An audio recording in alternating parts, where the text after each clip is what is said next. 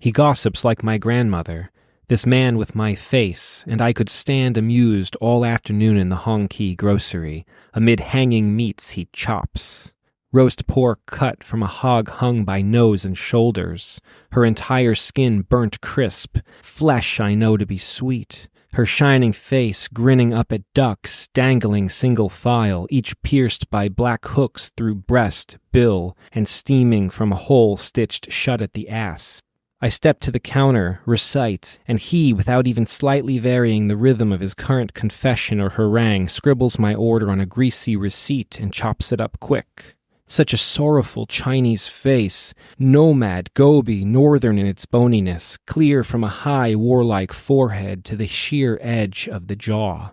He could be my brother, but finer, and except for his left forearm, which is engorged, sinewy from his daily grip and wield of a 2-pound tool, he's delicate, narrow-waisted, his frame so slight a lover, some rough other, might break it down its smooth, oily length. In his light-handed calligraphy on receipts and in his moodiness, he is a southerner from a river province. Suited for scholarship, his face poised above an open book, he'd mumble his favorite passages. He could be my grandfather, come to America to get a Western education in 1917, but too homesick to study, he sits in a park all day, reading poems and writing letters to his mother. He lops the head off, chops the neck of the duck into 6, slits the body open, groin to breast, and drains the scalding juices, then quarters the carcass with 2 fast hacks of the cleaver, old blade that has worn into the surface of the round foot-thick chop block, a scoop that cradles precisely the curved steel. The head, flung from the body, opens down the middle where the butcher cleanly halved it between the eyes, and I see, fetal crouched inside the skull, the homunculus gray brain, grainy to eat. Did this animal, after all, at the moment its neck broke, image the way his executioner shrinks from his own death? Is this how I, too, recoil from my day?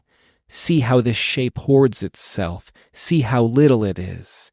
See its grease on the blade. Is this how I'll be found when judgment is passed, when names are called, when crimes are tallied? This is also how I looked before I tore my mother open. Is this how I presided over my century? Is this how I regarded the murders? This is also how I prayed. Was it me and the other I prayed to when I prayed? This, too, was how I slept, clutching my wife. Was it me and the other I loved when I loved another? The butcher sees me eye this delicacy. With a finger, he picks it out of the skull cradle and offers it to me. I take it gingerly between my fingers and suck it down. I eat my man. The noise the body makes when the body meets the soul over a soul's ocean and penumbra is the old sound of up and down, in and out, a lump of muscle chugging blood into the ear, a lover's heart-shaped tongue, flesh rocking flesh until flesh comes, the butcher working at the block and blade to marry their shapes by violence and time, an engine crossing, recrossing salt water, hauling immigrants in the junk of the poor.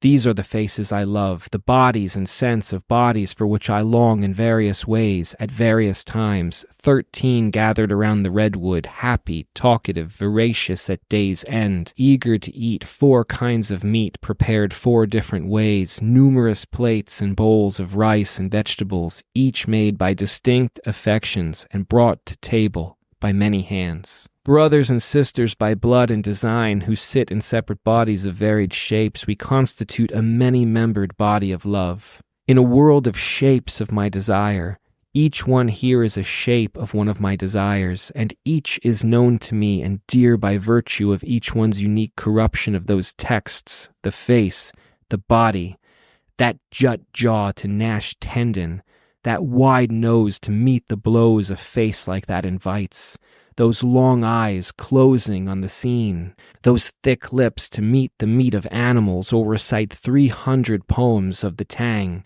these teeth to bite my monosyllables, these cheekbones to make those syllables sing the soul, puffed or sunken according to the life, dark or light according to the birth, straight or humped, whole, mank, quasi, each pleases, verging on utter grotesquerie. All are beautiful by variety. The soul, too, is a debasement of a text, but thus it acquires salience, although a human salience, but inimitable, and hence memorable. God is the text. The soul is a corruption and a mnemonic. A bright moment, I hold up an old head from the sea and admire the haughty, down-curved mouth that seems to disdain all the eyes are blind to, including me, the eater.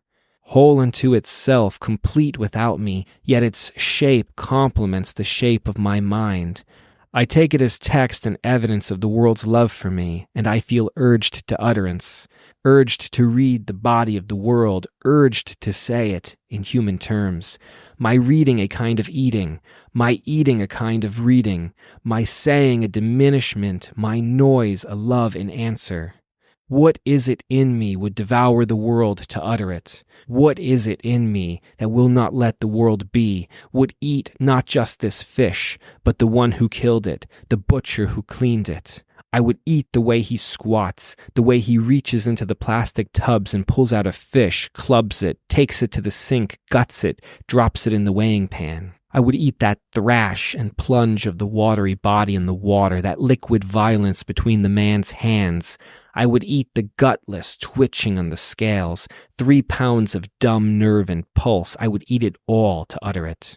The deaths at the sinks, those bodies prepared for eating, I would eat, and the standing deaths at the counters and the aisles, the walking deaths in the streets, the death far from home, the death in a strange land, these Chinatown deaths, these American deaths. I would devour this race to sing it, this race that, according to Emerson, managed to preserve to a hair for 3,000 or 4,000 years the ugliest features in the world.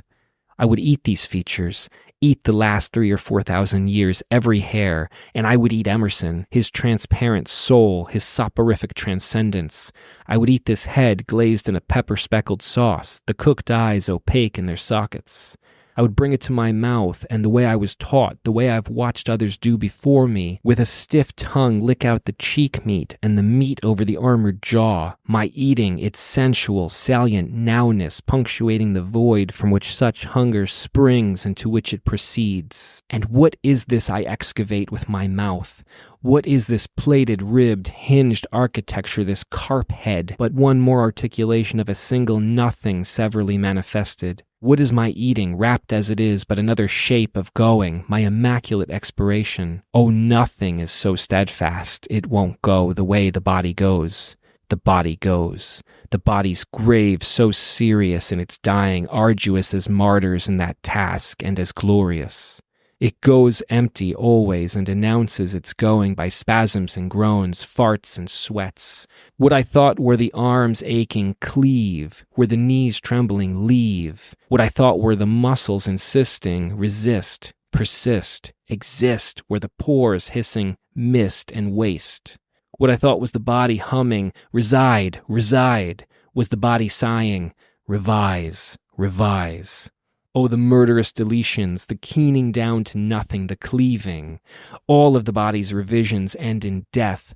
All of the body's revisions end. Bodies eating bodies, heads eating heads. We are nothing eating nothing, and though we feast, are filled, overfilled, we go famished. We gang the doors of death. That is, our deaths are fed that we may continue our daily dying, our bodies going down while the plates soon empty are passed around, that true direction of our true prayers while the butcher spells his message manifold in the mortal air. He coaxes, cleaves, brings change before our very eyes and at every moment of our being. As we eat, we are eaten. Else what else is this violence, this salt, this passion, this heaven? I thought the soul an airy thing. I did not know the soul is cleaved so that the soul might be restored. Live wood hewn, its sap springs from a sticky wound. No seed, no egg has he whose business calls for an axe. In the trade of my soul's shaping he traffics and hews and hacks. No easy thing, violence. One of its names? Change. Change resides in the embrace of the ephist and the epheser, in the covenant of the opened and the opener. The axe accomplishes it on the soul's axis. What then may I do but cleave to what cleaves me? I kiss the blade and eat my meat. I thank the wielder and receive, while terror spirits my change. Sorrow also, the terror the butcher scripts in the unhealed air, the sorrow of his Shang dynasty face, African face with slits. He is my sister, this beautiful Bedouin, this Shulamite, keeper of the Sabbath, diviner of holy texts, this dark dancer, this Jew, this Asian, this one with the Cambodian face, Vietnamese face, this Chinese Idali face, this immigrant, this man with my face.